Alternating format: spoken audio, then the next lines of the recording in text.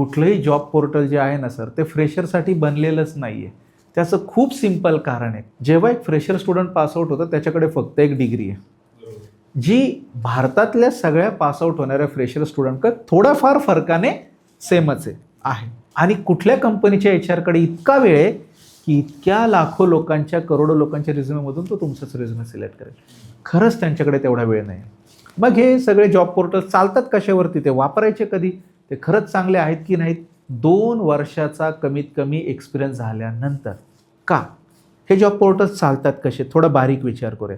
आपण तर resume upload करायला त्यांना काहीच पैसे देत नाही. मग हे त्यांचे एवढे करोडोंचे टर्नओव्हर येतात कुठून या जॉब पोर्टलचे, तर त्यांना कोण पैसे देतं? कंपनीज पैसे देतात. कशासाठी? कॅन्डिडेटला हायर करण्यासाठी. आणि कुठलीच कंपनी फ्रेशरला हायर करण्यासाठी जॉब पोर्टलला पैसे देत नाही किंवा तेवढे रिझ्युमे सर्च करण्याकडे त्यांना वेळ नाही. जेव्हा त्यांना स्पेसिफिक स्किल सेटचे एक्सपिरियन्स कॅन्डिडेट पाहिजे असतात, त्यासाठी कंपनी नक्कीच पैसे देतात या जॉब पोर्टल्सला. त्याच्यामुळे ते कमीत कमी 2 वर्षाचा एक्सपिरियन्स झाल्यानंतर ते वापरायचे.